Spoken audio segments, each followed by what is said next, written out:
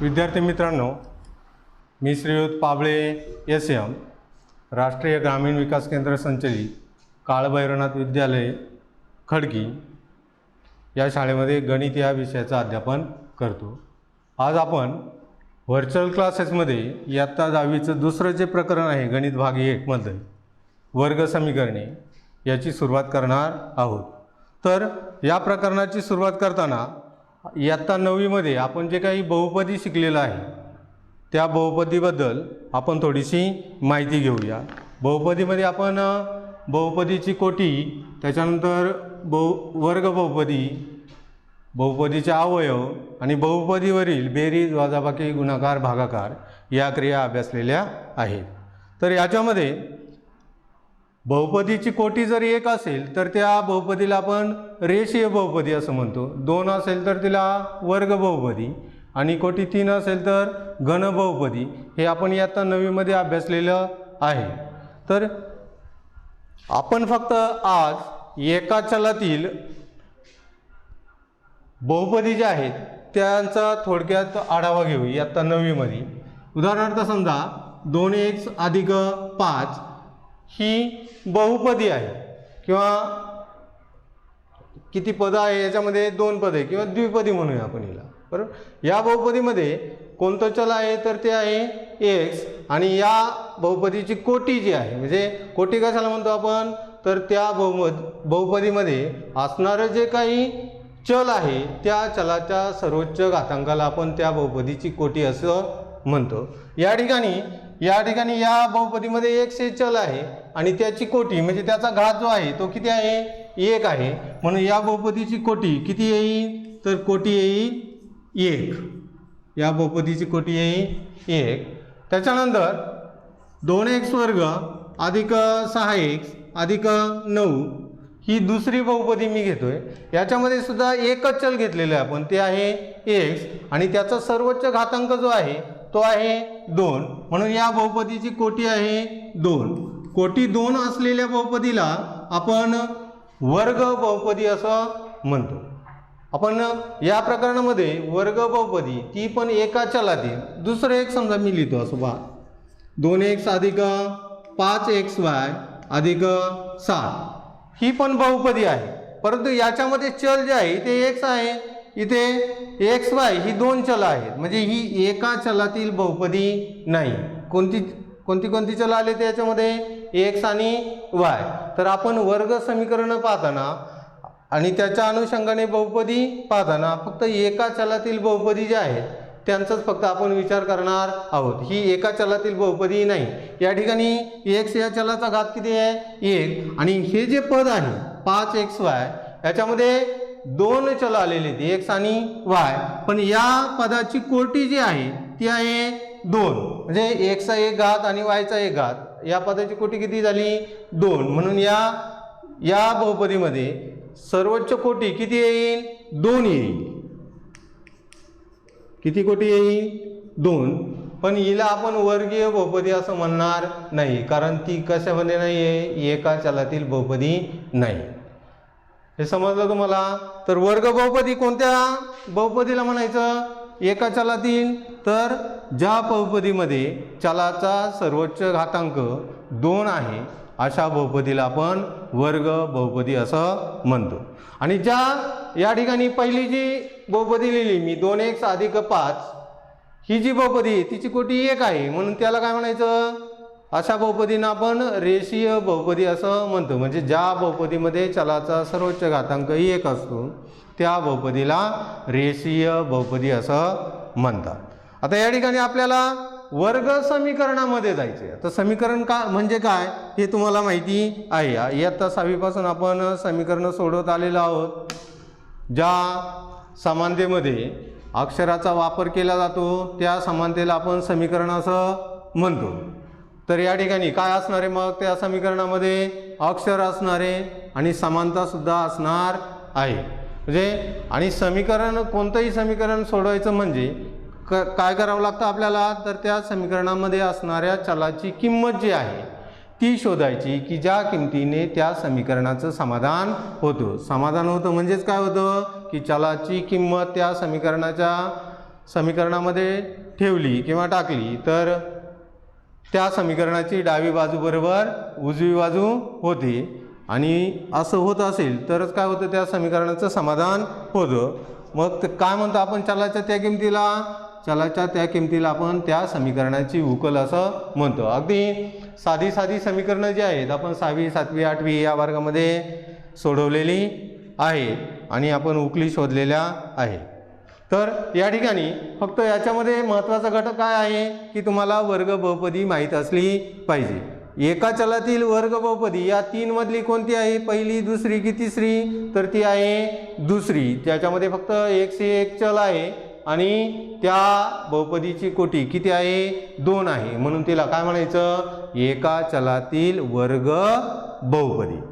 आता या ठिकाणी एका चलातील वर्ग बहुपदी घेतली आणि जर का तिची किंमत आपण 0 घेतली, कशाची किंमत 0 घ्यायची आपल्याला, एका चलातील वर्ग बहुपदीची किंमत आपण 0 घेतली, म्हणजे समजा 2x वर्ग अधिक 6x अधिक 9 बरोबर काय घेतलं आपण, 0 घेतलं.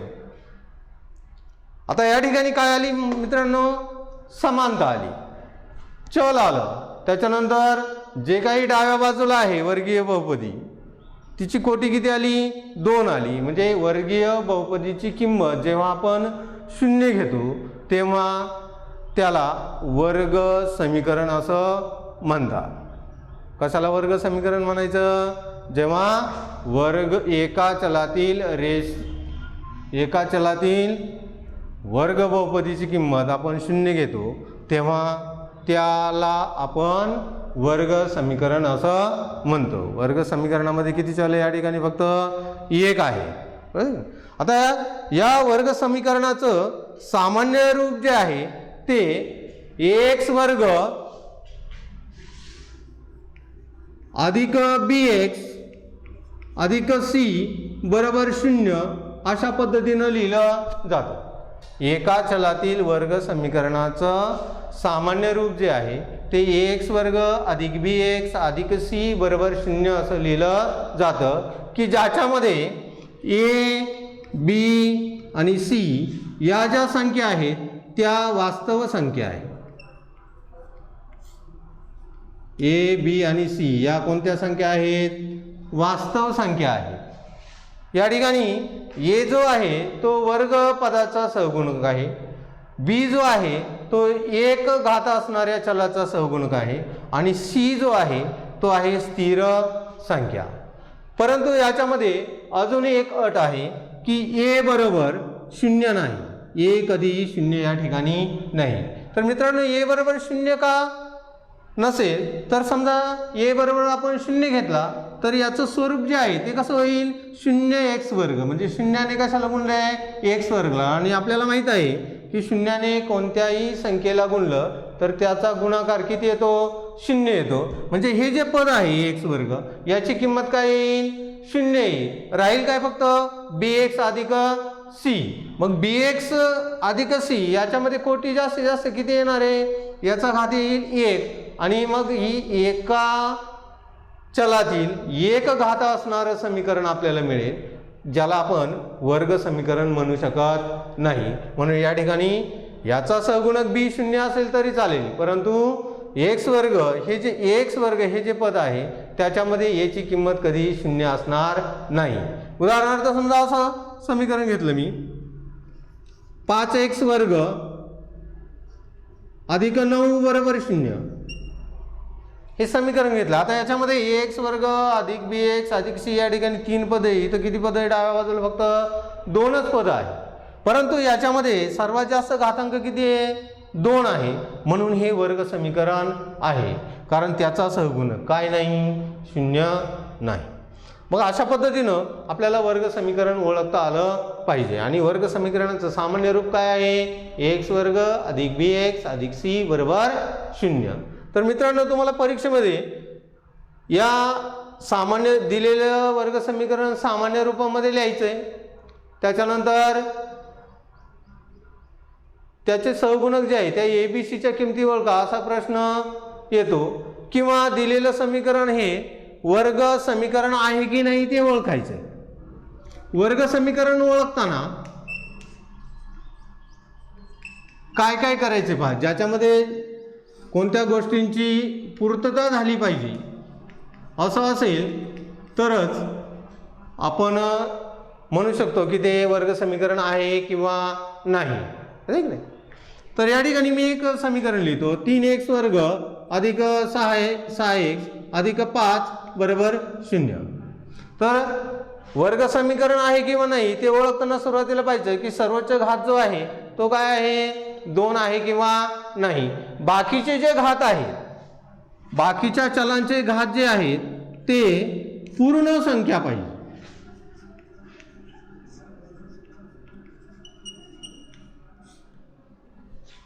जे सर्वच पदांचे घात जे आहेत ते पूर्ण संख्या पाहिजे. पूर्ण संख्या कोणकोणत्या आहेत, 0 1 2 3 4 अशा पद्धतीनं या ठिकाणी शून्य घात पाहिजे. परंतु त्याला दुसरी अट काय, आपण वर्ग समीकरण ओळखताना की जास्तीत जास्त घात काय असला पाहिजे, 2च असला पाहिजे.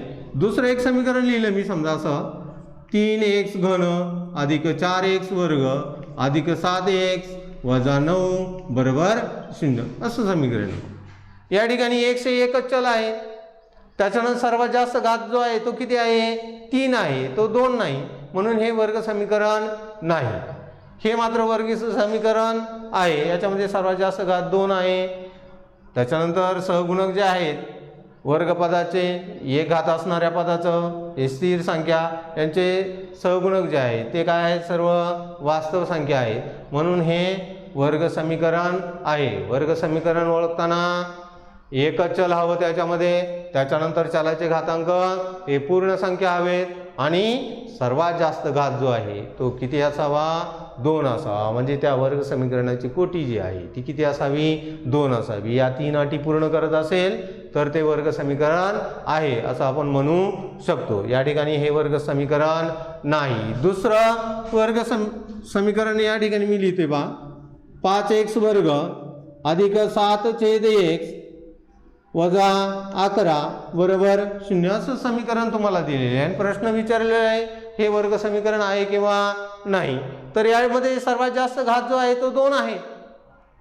त्याच्यानंतर दुसरी अट काय आहे की चलाचे सर्व घातांक कसे असावेत, तर पूर्ण संख्या असावेत.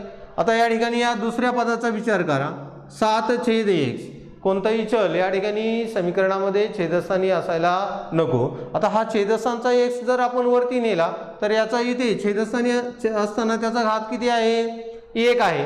वरती नेला की तो काय होणार आहे, वजा 1 होणार आहे. म्हणजे या ठिकाणी या पदाचा चलाचा घात जो आहे या ठिकाणी तो किती येणार आहे, वजा 1. वजा 1 ही काही पूर्ण संख्या नाही, म्हणून हे जे आहे ते वर्ग समीकरण नाही. म्हणजे वर्ग समीकरणामध्ये चलाचा घात हा कोणता असायला नको आहे, तर तो ऋण असायला नको, अपूर्णांक नको, दशांश अपूर्णांक नको, किंवा दिलेल्या समीकरणामध्ये एखादं पद जे आहे ते छेदस्थानी धनघातांक घेऊन येत असेल तर त्या ठिकाणी ते वर्ग समीकरण असणार नाही. या ठिकाणी वर्ग समीकरण ओळखायचं कसं हे तुम्हाला समजलं असेल असे मी अपेक्षा करतो. तर एखादं समीकरण जे आहे ते सामान्य रूपामध्ये लिहिताना कसं लिहायचं ते आपण आता थोडक्यामध्ये पाहूया. कोणतंही समीकरण सामान्य रूपामध्ये कसं लिहायचं आणि एबीसीच्या किमती ज्या आहेत त्या समीकरणामध्ये, एबीसी म्हणजे काय, तर वर्गपदाचा, एक घात असणाऱ्या पदाचे सहगुणक ओळखायचे आणि स्थिर पद जे काही असेल त्याच्यामध्ये त्यांच्या किमती ज्या आहेत त्या आपण ओळखायच्या. तर तुमच्या अभ्यास 2.1 मध्ये प्रश्न क्रमांक 3 आहे पहा. त्याच्यामध्ये आहे खालील समीकरणे x वर्ग अधिक bx अधिक c बरोबर 0 या स्वरूपामध्ये लिहा आणि प्रत्येकाच्या एबीसीच्या किमती ठरवा. म्हणजे सामान्य रूपामध्ये ते लिहायचे आणि त्याच्यावरून तुम्हाला एबीसीच्या किमती ज्या आहेत त्या लिहायच्या. या ठिकाणी पहिलं समीकरण दिलेले तुम्हाला 2y बरोबर 10 वजा y वर्ग, 2y बरोबर 10 वजा y वर्ग, 2y बरोबर 10 वजा y बरं. आता या ठिकाणी ही जी पदं आहेत ती सर्व एका बाजूला घ्यायची आणि दुसऱ्या बाजूला काय राहिलं पाहिजे, शून्य राहिला पाहिजे. अशा पद्धतीनं पक्षांतर या ठिकाणी करायचंय. हा वाय वर्ग ऋण आहे याचा सहगुणक, म्हणून मी हा या बाजूला घेतो. तुम्ही हे पद तिकडे लिहिलं तरी इथे शून्य राहील, हे पद तिकडे जाईल. बरोबर. परंतु जास्त करून तुम्ही डाव्या बाजूला आणि वर्गपदाचा सहगुणक धन येईल अशा पद्धतीनं पक्षांतर तुम्ही करा की जेणेकरून पुढे अडचण येणार नाही. तर मी या ठिकाणी पहिल्यांदा हे जे वर्गपद आहे उजव्या बाजूकडून डाव्या बाजूकडे आणतोय. ते वजा वाय वर्गचं इकडे आल्यावर काय होईल, अधिक वाय वर्ग होईल. इकडे अधिकचं पद डाव्या बाजूला अगोदरच आहे, त्याचं चिन्ह जे आहे ते अधिक आहे. मग अधिक 2y, हे 10 उजव्या बाजूला आहे ते सुद्धा आपण डाव्या बाजूला ना, त्याचं अधिक आहे इकडे, पक्षांतर केल्यावर त्याचं काय होईल, अधिकचं वजा होईल. बरोबर. इकडे काही शिल्लक राहणार नाही, म्हणजे काय राहिलं, उजव्या बाजूला 0. आता हे जे वर्ग समीकरण आहे त्याच्यामध्ये पहिल्यांदा वर्गपद आलंय, त्याच्यानंतर एक घात असणारं पद आलंय आणि नंतर स्थिर पद आलंय. म्हणजे x वर्ग अधिक bx अधिक c बरोबर 0 अशा स्वरूपामध्ये हे वर्ग समीकरण आपल्याला मिळालेलं आहे. आता या ठिकाणी y हा हे चल घेतलेले आहे आणि सामान्य रूपामध्ये आपण x वर्ग जनरली लिहिलेला आहे. म्हणजे x ऐवजी काय मानूया आपण, जणू काही ते y आहे. म्हणजे ay वर्ग अधिक by अधिक c बरोबर 0 असं होईल.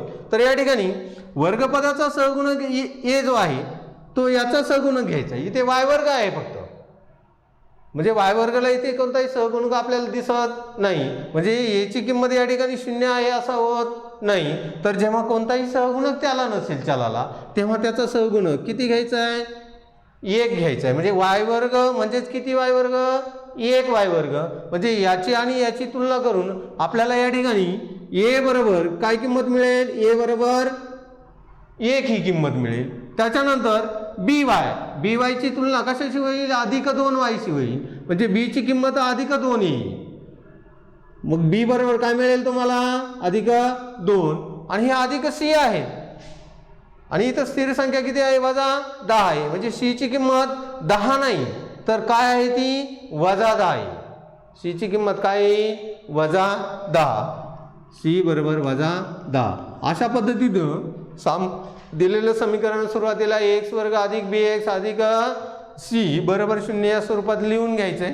त्याची तुलना जी आहे ती याच्या बरोबर करायची. सहगुणक जे आहे ते a b c अशा पद्धतीनं लिहायचंय. विद्यार्थी मित्रांनो, कधी कधी काय होतं की ते वजा चिन्ह आलं की मुलं फक्त b बरोबर 2च लिहितात, वजा 2 लिहित नाही.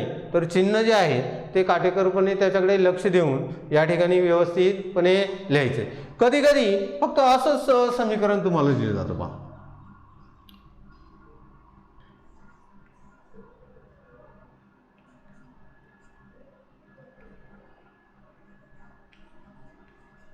असंच आहे, याच्यामध्ये 2च पद आहे. 36 बरोबर वजा x वर्ग. आता या ठिकाणी याची किंमत किंवा हे समीकरण सुटणार नाही. दुसरं एक घेऊया आपण. अशा पद्धतीचं x वर्ग वजा 9 बरोबर 13. x वर्ग वजा 9 बरोबर 13.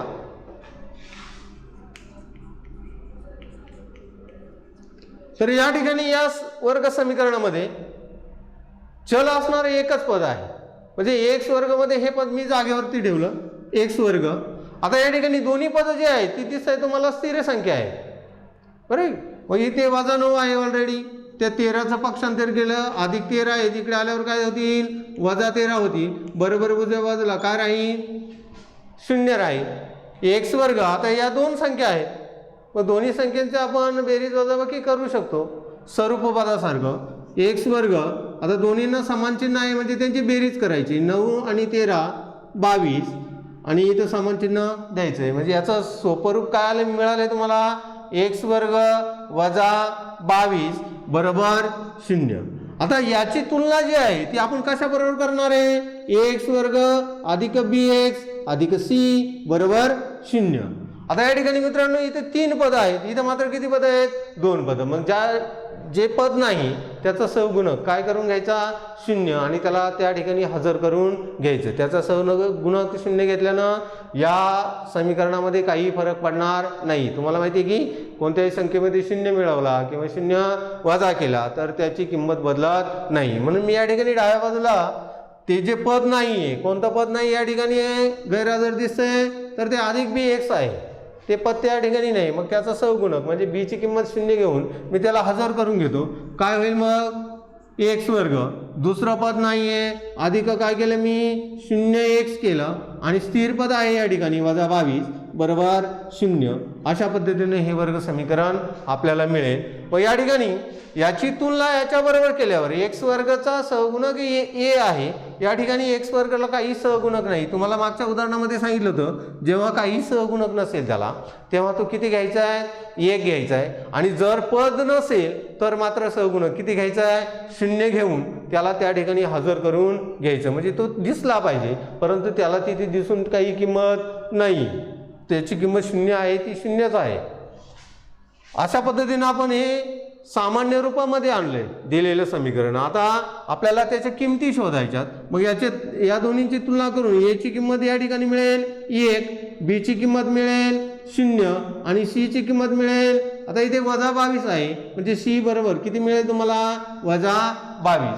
अशा पद्धतीने तुम्ही दिलेलं वर्ग समीकरण सामान्य रूपामध्ये लिहून त्याचं a b c यांच्या किमती आपण शोधू शकतो. जर काही अडचण असेल तर ते आपण सोडून घेऊया. परंतु पहिल्यांदा आपण आतापर्यंत काय पाहिलं की वर्ग बहुपदी म्हणजे काय, वर्ग बहुपदीची किंमत 0 घेतल्यावरती त्याला काय म्हणतात वर्ग समीकरण म्हणतात.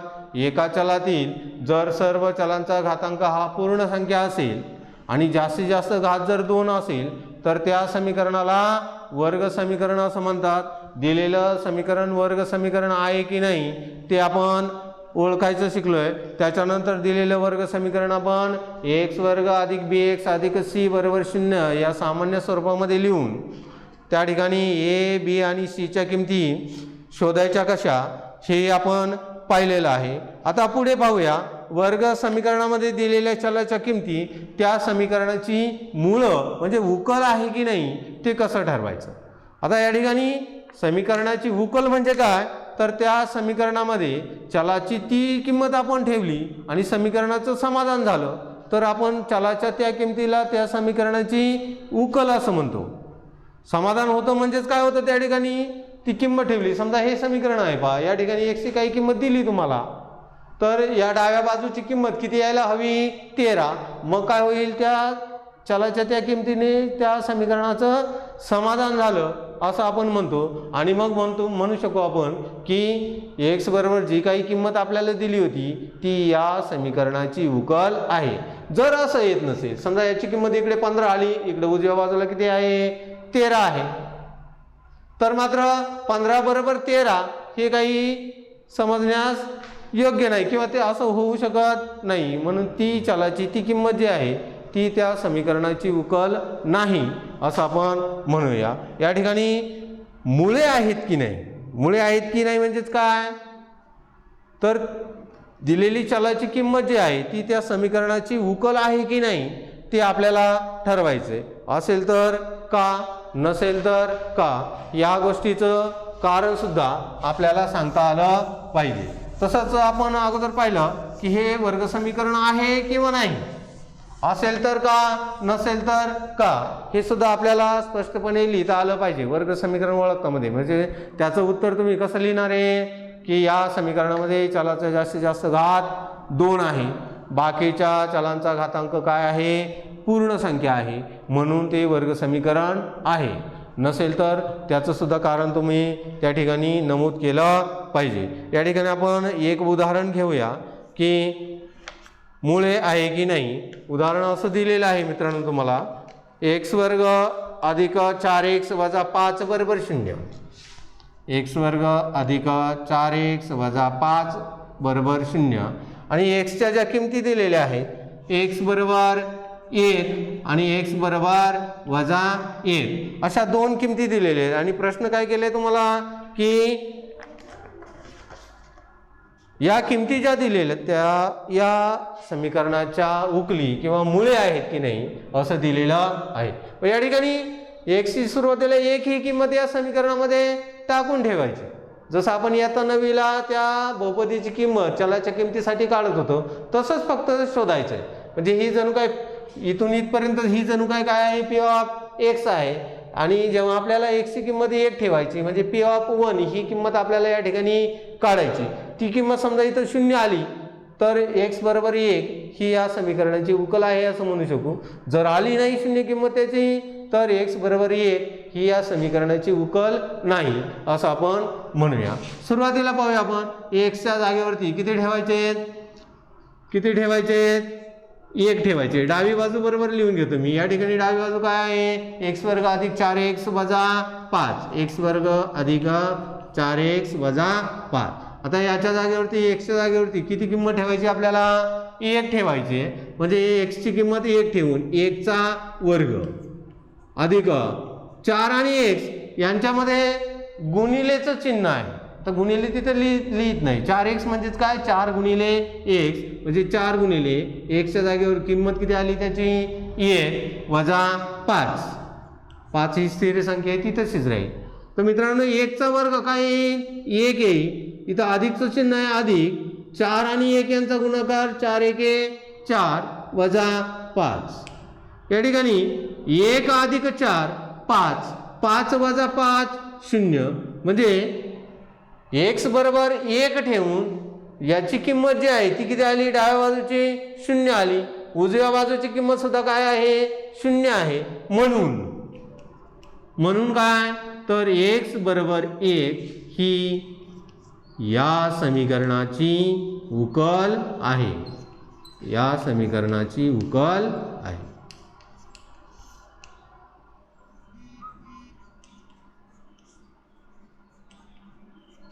आता जसं आपण एक्स बरोबर 1 ही चलाची किंमत ठेवून किंमत काढली ती 0 आली. उजव्या बाजूला 0 डाव्या बाजूची किंमत आणि उजव्या बाजूची किंमत सारखी आली. कशामुळे सारखी आली तर चलाची 1 ही किंमत ठेवून सारखी आली म्हणून चलाची ती किंमत त्या समीकरणाची उकल आहे असं आपण खाली लिहिलेलं आहे. आता दुसरी जी उकल दिलेली आहे आपल्याला ती पण शोधायची.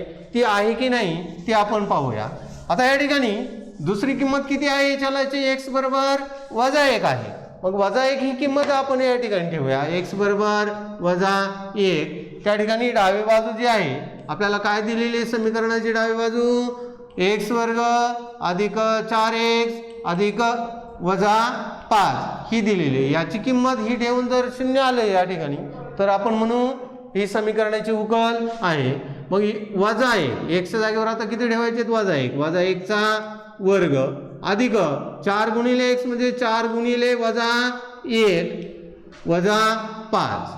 आता वजा 1 चा वर्ग म्हणजे वजा 1 चा 2 वेळा गुणाकार करायचा आहे. वजा 1 गुणिले वजा 1 वजा 1 गुणिले वजा 1. आता पहिला चिन्हांचा गुणाकार वजा गुणिले वजा बरोबर अधिक आणि 1 गुणिले 1 बरोबर 1 म्हणजे याची किंमत किती आली वजा 1 च्या वर्गाची अधिक 1 आली म्हणजे धन 1 अधिक. आता या दोन्हींचा गुणाकार करायचा आहे 4 गुणिले वजा 1 धन गुणिले ऋण बरोबर काय येईल ऋण. 4 ला धन चिन्ह आहे 1 ला ऋण धन गुणिले ऋण 4 1 4 यांची किंमत गुणाकार किती आला आहे हा वजा 4 म्हणजे अधिक वजा 4 वजा 5. आता या ठिकाणी एका पुढे एक चिन्ह आले कंसाच्या बाहेर चिन्ह असेल तर ते चिन्ह जे आहे ते कंसाला गुणिले असतं. मग या ठिकाणी अधिक गुणिले वजा काय येणार आहे इथं वजा होईल 1 वजा 4 वजा 4 कसं आलं तर हे अधिकचं चिन्ह गुणिले वजाचे चिन्ह अधिक गुणिले वजा वजा वजा 4 वजा 5. आता 1 वजा 4 1 ला अधिकचं चिन्ह आहे 4 ला धन चिन्ह आहे. मग या ठिकाणी 1 अधिक 1 वजा 4 भिन्न चिन्ह असणारी संख्या आहे. मग अशा वेळेस आपण काय करतो तर मोठ्या संख्येतून लहान संख्या वजा करतो. 4 मधून 3 गेले किती राहिले 1 आणि मोठ्या संख्येचं चिन्ह देतो. म्हणजे मोठ्या संख्येला इथं कोणतं चिन्ह आहे वजा आहे म्हणजे याचं उत्तर किती आलं मिळालं आपल्याला वजा 3 म्हणजे अधिक 1 वजा 4 याची किंमत मिळाली वजा 3. पुढे काय आहे वजा 5. आता या ठिकाणी दोन्ही संख्यांना समान चिन्ह आहे, जेव्हा समान चिन्ह येतील तेव्हा काय करतो आपण त्या संख्यांची बेरीज करतो आणि समान चिन्ह जे काय आहे ते देतो. म्हणजे -3 - 5 बरोबर 3 आणि 5 यांची बेरीज 8 आणि समान चिन्ह वजा. आता या ठिकाणी डाव्या बाजूची किंमत आली आहे -8 आणि उजव्या बाजूला मात्र आपल्याला किंमत किती दिलेली आहे 0 दिली. म्हणजे हे विसंगत आहे, समजण्यास विसंगत आहे किंवा हे अशक्य आहे. म्हणून याची किंमत 0 आली नाही, म्हणून काय लिहू शकतो आपण x बरोबर -1 ही या समीकरणाची उकल नाही, या समीकरणाची उकल नाही, या समीकरणाची उकल नाही. म्हणजे या ठिकाणी आपल्याला ज्या दोन उकली शोधायला सांगितलं होतं x बरोबर 1 आणि x बरोबर -1, त्याच्यामधले x बरोबर 1 ही समीकरणाची उकल आली किंवा मूळ आलंय आणि x बरोबर -1 ही या समीकरणाची उकल आली नाही. आपल्याला या ठिकाणी समीकरणाची उकल आहे किंवा नाही ते समजण्यास आता सोपं झालं असेल असं मला वाटतंय आणि ते समजलंही असेल तुम्हाला. फक्त या ठिकाणी आकडेमोड करताना किंवा चिन्हांचा गुणाकार वगैरे करताना थोडीशी काळजी घ्यायला हवी. तर या ठिकाणी 2.1 मध्ये आता आपण 1, 2, 3 आणि 4 प्रश्न कसे सोडवायचे हे आपण पाहिलेलं आहे.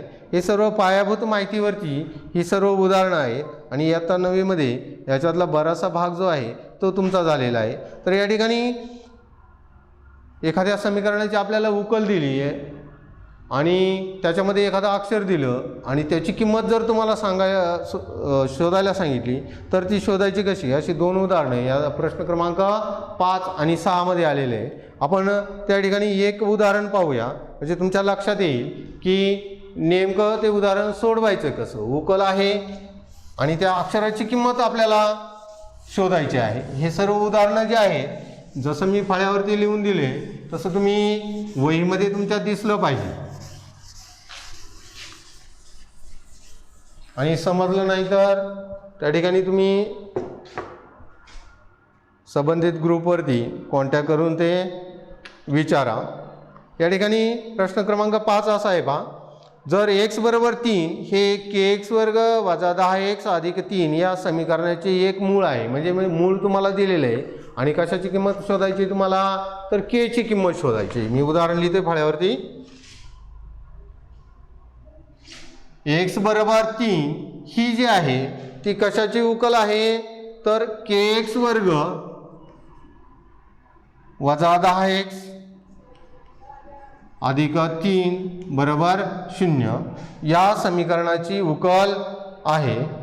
तर k ची किंमत आपल्याला शोधायची. या ठिकाणी k ची किंमत ठेवली म्हणजे x बरोबर 3 ही याची उकल आहे. म्हणजे x ची किंमत 3 याच्यामध्ये ठेवली डाव्या बाजूमध्ये तर त्याची किंमत किती येते 0 येते हे तुम्हाला दिलेलं आहे. मग या ठिकाणी फक्त काय करायचं तुम्ही x च्या जागेवर 3 ही किंमत ठेवायची. म्हणजे x च्या जागेवर 3 ही किंमत ठेवल्यावर फक्त अक्षर कोणतं शिल्लक राहणार आहे k राहणार आहे आणि त्याची किंमत जी आहे ती तुम्हाला पटकन मिळेल. या ठिकाणी k आणि x वर्ग मध्ये गुणाकार आहे म्हणजे k गुणिले x च्या जागेवर किती किंमत ठेवायची आपल्याला 3 आणि या ठिकाणी x चा वर्ग आहे म्हणजे k गुणिले 3 चा वर्ग वजा 10x आहे इथे म्हणजे 10 गुणिले x 10 च्या जागेवरती 10 गुणिले x म्हणजे गुणिले किती x ची किंमत 3 अधिक 3 बरोबर किती आहे 0 आहे. आता या ठिकाणी पाहतो मी फक्त k हे अक्षर राहिलेले बाकीचं सर्व काय आलेले त्या ठिकाणी संख्या आलेली. k गुणिले 3 चा वर्ग म्हणजे k गुणिले 9 येईल म्हणजे 9 गुणिले k म्हणजे त्याची किंमत किती येईल 9k. या पदाची किंमत किती आली 9k कारण 3 चा वर्ग किती आहे 9 गुणिले k 9k. असं लिहिताना सुरुवातीला आपण काय लिहायचं असतं k 9 असं लिहायचं नाही. सुरुवातीला अंक नंतर अक्षर वजा 10 गुणिले 3 10 30 आहे अधिक 3 बरोबर 0. आता या ठिकाणी आपल्याला मित्रांनो k ची किंमत काढायची म्हणजे बाकीची जी पदं आहेत त्यांचं पक्षांतर करून घ्या की जेणेकरून आपल्याला किंमत मिळेल. फक्त 9k पद जे आहे ते मी डाव्या बाजूला ठेवलं बरोबर.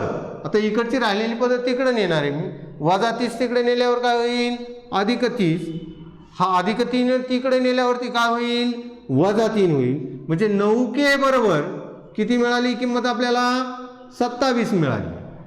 9K बरोबर किती मिळाली किंमत, 27. आपल्याला 9K ची किंमत नको आहे, फक्त कशाची किंमत शोधायची आहे, K ची. म्हणून K बरोबर उजव्या बाजूला अगोदर काय आहे, 27 आहे आणि 9 हा जो आहे तो डाव्या बाजूला गुणिले, मग पक्षांतर करताना उजव्या बाजूला गेल्यावर तो 27ला काय होईल, भागिले होईल. म्हणजे K बरोबर 27/9 म्हणजे 27 भागिले 9. 27ला 9ने भागलं तर भागाकार किती येईल, 3 येईल. 9 त्रिक 27, 9 एके 9, 9 त्रिक 27. K ची किंमत किती मिळाली आपल्याला, 3 मिळाली. म्हणजे x बरोबर 3 ही kx वर्ग वजा 10x अधिक 3 बरोबर 0 या समीकरणाची जर उकल असेल तर K ची किंमत किती मिळेल आपल्याला, 3 अशी मिळेल. या ठिकाणी हे उदाहरण जे आहे अशा पद्धतीनं या ठिकाणी सोडवायचे. असंच एक 6व्या प्रश्नामध्ये तुम्हाला उदाहरण दिले, अगदी असंच आहे. फक्त काय करायचे, चलाच्या जागेवर त्याची किंमत ठेवायची आणि त्या अक्षराची किंमत तुम्हाला शोधायची. मग K असेल किंवा M असेल, N असेल, कोणत्याही प्रकारचं अक्षर तुम्हाला दिलं तर अशा पद्धतीनं तुम्ही या ठिकाणी अशी उदाहरणं सोडवू शकता की जी 9वीमध्ये सुद्धा तुमचा थोडा फार सराव झालेला आहे. तर मित्रांनो, आज या ठिकाणी आपण थांबूया. काही अडचण असेल तर योग्य चॅनलमार्फत तुम्ही संपर्क करा. तुमच्या सर्व अडचणींचं निरसन जे आहे ते केलं जाईल. धन्यवाद.